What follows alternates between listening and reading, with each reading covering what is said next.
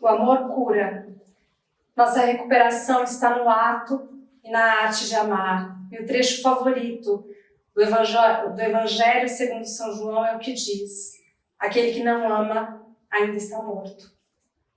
Muitas mulheres negras sentem que em suas vidas existe pouco ou nenhum amor. Essa é uma de nossas verdades privadas que raramente é discutida em público. Essa realidade é tão dolorosa que as mulheres negras raramente falam abertamente sobre isso. Não tem sido muito simples para as pessoas negras desse país entenderem o que é o amor. M. Scott Peck define o amor como a vontade de se expandir para possibilitar o nosso próprio crescimento ou o crescimento de outra pessoa, sugerindo que o amor é ao mesmo tempo uma intenção e uma ação. Expressamos amor através da união do sentimento e da ação. Se considerarmos a experiência do povo negro a partir dessa definição, é possível entender por que, historicamente, muitos se sentiram frustrados como amantes. O sistema escravocrata e as divisões raciais criaram condições muito difíceis para que os negros nutrissem seu crescimento espiritual. Falo de condições difíceis, não impossíveis, mas precisamos reconhecer que a opressão e a exploração distorcem e impedem nossa capacidade de amar. Numa sociedade onde prevalece a supremacia dos brancos, a vida dos negros é permeada por questões políticas que explicam a interiorização do racismo e de um sentimento de inferioridade. Esses sistemas de dominação são mais eficazes quando alteram nossa habilidade de querer e amar. Nós negros temos sido profundamente feridos, como a gente diz, feridos até o coração. E essa ferida emocional que carregamos afeta a nossa capacidade de sentir e, consequentemente, de amar. Somos um povo ferido. Feridos naquele lugar que poderia conhecer o amor que estaria amando. A vontade de amar tem representado um ato de resistência para os afro-americanos. Mas ao fazer essa escolha, muitos de nós descobrimos nossa incapacidade de dar e receber amor. Nossas dificuldades coletivas com a arte e o ato de amar começaram a partir do contexto escravocrata. Isso não deveria nos surpreender, já que nossos ancestrais testemunharam seus filhos sendo vendidos, seus amantes, companheiros, amigos apanhando sem razão. Pessoas que viveram em extrema pobreza e foram obrigadas a se separar de sua família e comunidades. Não poderiam ter saído desse contexto entendendo essa coisa que a gente chama de amor. Elas sabiam, por experiência própria, que na condição de escravas seria difícil experimentar ou manter uma relação de amor. Imagino que após o término da escravidão, muitos negros estivessem ansiosos para experimentar relações de intimidade, compromisso e paixão fora dos limites antes estabelecidos. Mas é também possível que muitos estivessem despreparados para praticar a arte de amar. Essa talvez seja a razão pela qual muitos negros estabeleceram relações familiares espelhadas na brutalidade que conheceram na época da escravidão. seguindo o mesmo modelo hierárquico, criaram espaços domésticos onde conflitos de poder levavam os homens a espancarem as mulheres e os adultos a baterem nas crianças, como que para provar seu controle e dominação. Estavam assim se utilizando dos mesmos métodos brutais que os senhores de engenho usaram contra eles. Sabemos que sua vida não era fácil, que com a abolição da escravatura os negros não ficaram imediatamente livres para amar. Depoimentos de escravos revelam que sua sobrevivência estava muitas vezes determinada por sua capacidade de reprimir as emoções. Num documento datado em 1845, Frederick Douglass lembra que foi incapaz de se sensibilizar com a morte de sua mãe, por ter sido impedido de manter contato com ela. A escravidão condicionou os negros a conter e reprimir muitos de seus sentimentos. O fato de terem testemunhado o abuso diário de seus companheiros, o trabalho pesado, as punições cruéis, a fome, fez com que se mostrassem solidários entre eles somente em situações de extrema necessidade, e tinham boas razões para imaginar que, caso contrário, seriam punidos. Somente em espaços de resistência, cultivados com muito cuidado, podiam expressar emoções reprimidas. Então, aprenderam a seguir seus impulsos somente em situações de grande necessidade e esperar por um momento seguro, quando seria possível expressar seus sentimentos.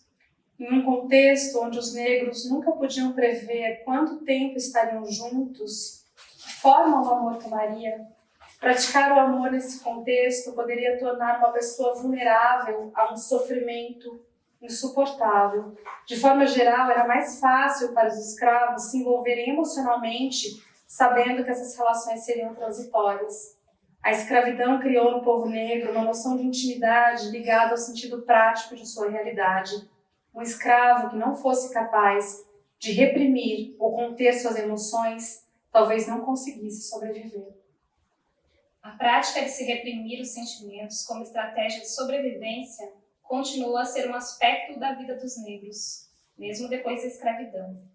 Como o racismo e a supremacia dos brancos não foram eliminados com a abolição da escravatura, os negros tiveram que manter certas barreiras emocionais.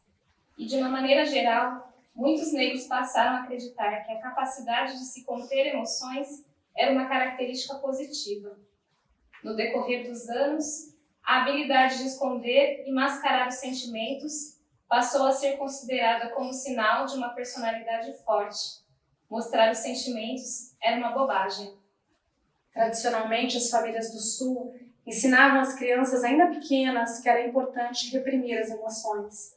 Normalmente, as crianças aprendiam a não chorar quando eram espancadas. Expressar os sentimentos poderia significar uma punição ainda maior. Os pais avisavam: não quero ver nenhuma lágrima. E se a criança chorava, ameaçava: se não parar, eu vou te dar mais uma razão para chorar. Como é possível diferenciar esse comportamento daquele do senhor de engenho que espancava os escravos sem permitir que ele experimentasse qualquer forma de consolo, ou mesmo que tivessem espaços para expressar sua dor? E se tantas crianças negras aprenderam desde cedo que expressar as emoções é sinal de fraqueza, como poderiam estar abertas para amar? Muitos negros têm passado essa ideia de geração a geração. Se nos deixarmos levar e guiar pelas emoções, estaremos comprometendo nossa sobrevivência. Eles acreditam que o amor diminui a nossa capacidade de desenvolver uma personalidade sólida. O amor precisa estar presente na vida de todas as mulheres negras, em todas as nossas casas. É a falta de amor que tem criado tantas dificuldades em nossas vidas, na garantia da nossa sobrevivência. Quando nós amamos, desejamos viver plenamente. Mas quando as pessoas falam sobre a vida das mulheres negras, raramente se preocupam em garantir mudanças na sociedade que nos permitam viver plenamente. Geralmente enfatizam a nossa capacidade de sobreviver, apesar das circunstâncias difíceis, ou como poderemos sobreviver no futuro. Quando nos amamos, sabemos que é preciso ir além da sobrevivência. É preciso criar condições para viver plenamente. E para viver plenamente, as mulheres negras não podem mais negar suas necessidades de conhecer o amor. Para conhecermos o amor, primeiro precisamos aprender a responder às nossas necessidades emocionais. Isso pode significar um novo aprendizado, pois fomos condicionadas a achar que essas necessidades não eram importantes. Por exemplo, no seu livro O Hábito da Sobrevivência, Estratégias de Vida das Mulheres Negras, Keisha Scott relata uma experiência importante que a ensinou a sobreviver. Medindo 13 anos, permaneci parada em frente à porta da sala. Minhas roupas estavam molhadas, meus cabelos pingando. Estava chorando, chocada, precisando do colo da minha mãe. Ela me olhou de cima a baixo, devagar. Levantou-se do sofá e caminhou ao meu encontro com o corpo carregado de críticas. Parada, com as mãos na cintura, sua sombra caindo sobre meu rosto, perguntou sem conseguir esconder a raiva. O que aconteceu? Hesitei como se surpresa por sua raiva e respondi. Elas colocaram minha cabeça na privada. Disseram que não posso falar com elas. Que não posso nadar com elas. Elas eram 8 meninas brancas da escola. Tentei abraçá-la, mas ela se afastou bruscamente, dizendo: que inferno! Pegue seu casaco e vamos embora. Naquele momento, o Queijo estava aprendendo que suas necessidades emocionais não eram importantes.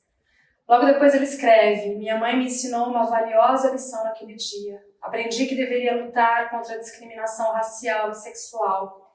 É claro que essa é uma lição importante para as mulheres negras, mas Queijo estava também aprendendo uma lição dolorosa, ao sentir que não merecia ser consolada após uma experiência traumática, como se não devesse nem mesmo esperar por isso, como se suas necessidades individuais não fossem tão importantes quanto a luta de resistência coletiva contra o racismo e o sexismo. Imaginem como essa história seria diferente se ao entrar na sala tão abalada que a gente tivesse recebido o consolo de sua mãe, e se primeiro sua mãe a ajudasse a se pentear e arrumar, para depois então explicar a necessidade de confrontar, talvez não naquele momento, se Queijo não estivesse preparada emocionalmente para o confronto, as alunas brancas que a atacaram. Dessa forma, Queijo teria aprendido aos 13 anos que sua saúde emocional era tão importante quanto o movimento contra o racismo e o sexismo, que na verdade essas duas experiências estavam interligadas. Muitas de nós, mulheres negras, aprendemos a negar nossas necessidades mais íntimas, enquanto desenvolvíamos nossa capacidade de confrontar a vida pública. É por isso que constantemente parecemos ter sucesso no trabalho, mas não na vida privada. Vocês entendem o que eu estou querendo dizer? Quando vemos uma mulher negra aparentemente segura de si, de seu trabalho, é bem provável que se formos visitá-la sem avisar, com exceção da sala, todo o resto da casa vai estar a maior bagunça, como se tivesse passado um furacão. Creio que esse caos representa uma reflexão do seu interior, da falta de cuidado consigo própria. A partir do momento que acreditamos, de preferência desde crianças, que nossa saúde emocional é importante, poderemos suprir nossas outras necessidades. Muitas vezes confundimos o reconhecimento de nossas emoções com o desejo de se manter em controle. Quando ignoramos nossas reais necessidades, a tendência é nos fragilizarmos, nos tornarmos vulneráveis e emocionalmente instáveis. As mulheres negras se esforçam muito para esconder essa situação. Voltando a falar da Bundy Kensho, é provável que a dor de sua filha tenha trazido recordações de suas próprias feridas, nunca reveladas. Será que assumiu aquela atitude crítica dura ou mesmo cruel para não se expor, chorar e deixar de ser uma mulher negra forte? Mas se tivesse chorado, sua filha saberia que ela se identificava com aquela dor, que seria possível falar sobre o assunto, que não precisaria guardar essa dor? Essa atitude representa o que muitas de nós presenciamos em circunstâncias semelhantes. Ela mantinha o controle. Até mesmo a sua postura física significava que mantinha o domínio da situação. Claro que, como mulher negra, essa mãe queria que sua presença fosse mais poderosa do que as meninas brancas. Um modelo de mãe que sabe como apoiar sua filha numa situação de sofrimento é representado no romance Sassafrás, Cypress e Índigo, de Nick Sosaki Shanji. Esse livro retrata mulheres negras como personagens fortalecidos pelo amor de sua mãe. Mas quando não concorda com certas opções de suas filhas, essa mãe as trata com respeito e oferece consolo. Esse é um trecho de uma carta que ela escreve para Sassafrás, que passa por dificuldades e quer voltar para casa. A carta começa assim: claro que você pode voltar para casa, aconteça o que acontecer, nunca vou deixar de te amar. Primeiro ela demonstra seu amor, depois aconselha e volta a expressar o seu amor. Você e Cypress me deixam louca com seu estilo de vida alternativo. Vocês precisam parar de nadar contra a corrente. Você sabe o que eu quero dizer, lembre-se disso. Volte para casa e vamos resolver essa situação. Você terá muitas opções e ninguém vai te chatear ou te enganar. Nada como um dia depois do outro. Você acorda, você come, vai trabalhar, volta para casa, come outra vez, descansa e vai dormir. Nossa situação melhorou. Continuo me perguntando onde foi que eu errei. Mas no fundo, eu sinto que eu não estou errada. Eu estou certa. O mundo está de cabeça para baixo, está tentando enlouquecer as minhas filhas. Agora chega. Eu te amo muito. Você está se tornando uma mulher adulta e sei o que isso significa. Volte para casa. Sei que vai descobrir algo mais sobre você. Com amor, mamãe. A arte e a prática de amar começam com nossa capacidade de nos conhecer e afirmar. É por isso que tantos livros de autoajuda dizem que devemos mirar-nos no espelho e conversar com nossas próprias imagens. Tenho percebido que às vezes não amo a imagem ali refletida. Eu a inspeciono. Desde que acordo e me vejo no espelho, começo a me analisar. Não com a intenção de me afirmar, mas de me criticar. Isso era comum lá em casa, quando eu e minhas 5 irmãs descíamos as escadas em direção àquele território ocupado por meu pai, minha mãe e meus irmãos. Entrávamos no mundo da crítica. Tudo era observado e tudo estava errado conosco. Raramente uma de nós era elogiada. Quando substituo a crítica negativa pelo reconhecimento positivo, sinto-me mais forte para começar o dia. A afirmação é o primeiro passo para cultivarmos nosso amor interior. Uso a expressão amor interior e não amor próprio, porque a palavra próprio é geralmente usada para definir nossa posição em relação aos outros. Em uma sociedade racista e machista, a mulher negra não aprende a reconhecer que sua vida interior é importante. A mulher negra descolonizada precisa definir suas experiências de forma que outros entendam a importância de sua vida interior. Se passarmos a explorar nossa vida interior, encontraremos um mundo de emoções e sentimentos. E se nos permitirmos sentir, afirmaremos nosso direito de amar interiormente. A partir do momento em que conheço meus sentimentos, posso também conhecer e definir aquelas necessidades que só serão preenchidas em comunhão ou em contato com outras pessoas. Onde está o amor? Quando uma mulher negra se olha e diz: vejo uma pessoa feia, escura demais, gorda demais, medrosa demais, que não merece ser amada, porque nem eu gosto do que vejo. Ou talvez, vejo uma pessoa tão ferida, que é pura dor, e não quero nem olhar para ela, porque não sei o que fazer com essa dor. Aí o amor está ausente. Para que esteja presente, é preciso que essa mulher decida se olhar internamente, sem culpa e sem censura. E ao definir o que vê, talvez perceba que seu interior merece ou precisa de amor. Nunca ouvi uma mulher negra dizer num grupo de apoio que não precisa de amor. Ela pode até querer esconder essa necessidade, mas não é preciso muito tempo de análise para que reconheça isso. Se perguntarmos diretamente a uma mulher negra se ela precisa de amor, a resposta provavelmente será positiva. Para nos amarmos interiormente, precisamos antes de tudo prestar atenção, reconhecer e aceitar essa necessidade. Se acreditarmos que não seremos punidas por reconhecermos quem somos ou o que sentimos, poderemos entender melhor nossas dificuldades. Normalmente entrevisto a mim mesma e acho que outras mulheres devem fazer o mesmo. Às vezes é difícil entrar em contato com os meus sentimentos, mas ao me fazer uma pergunta, geralmente eu encontro a resposta. Algumas vezes a gente olha e vê tanta confusão, tanta dor, que não sabemos o que fazer. Então, precisamos procurar ajuda. Às vezes ligo para meus amigos e digo: Não consigo entender o que sinto e não sei o que fazer. Você pode me ajudar?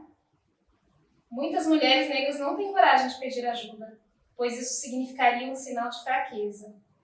Precisamos nos livrar desse condicionamento. Ter capacidade de pedir ajuda significa que temos poder. Cada vez que buscamos ajuda, nosso poder aumenta.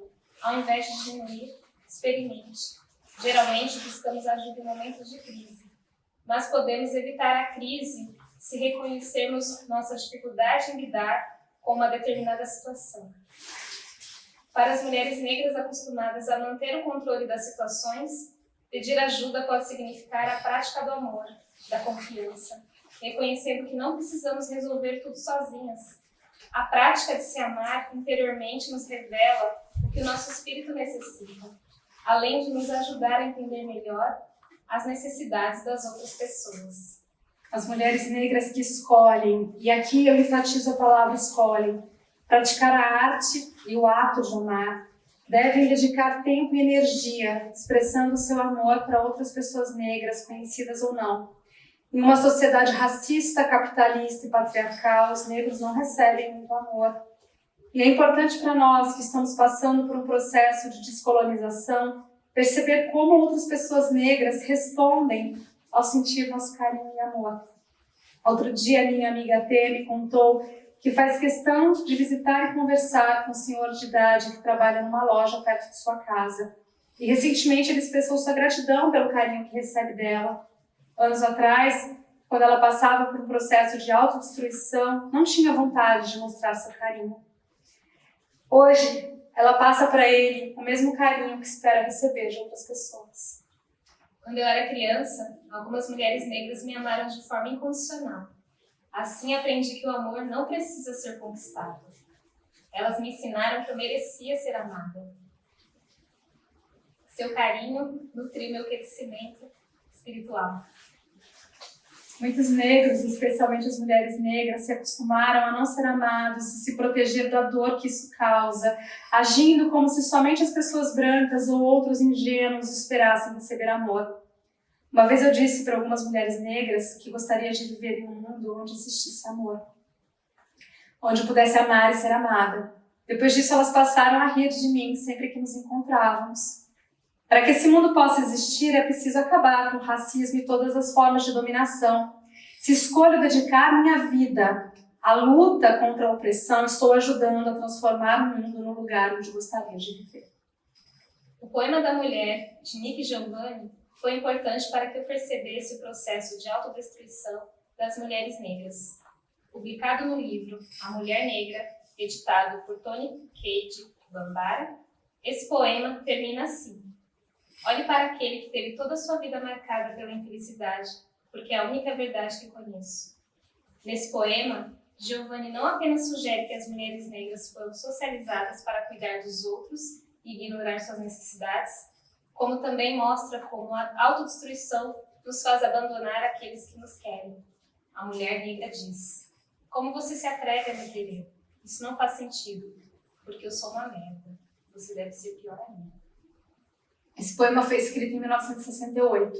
Algumas décadas depois, as mulheres negras continuam lutando para reconhecer a sua dor e encontrar formas de curá-la. Aprender a amar é uma forma de encontrar a cura. A ideia de que o amor significa a nossa expansão, no sentido de nutrir nosso crescimento espiritual ou de outra pessoa, me ajuda a crescer, por afirmar que o amor é uma ação. Essa definição é importante para os negros porque não enfatiza o aspecto material do nosso bem-estar. Ao mesmo tempo que conhecemos nossas necessidades materiais, também precisamos atender às nossas necessidades emocionais.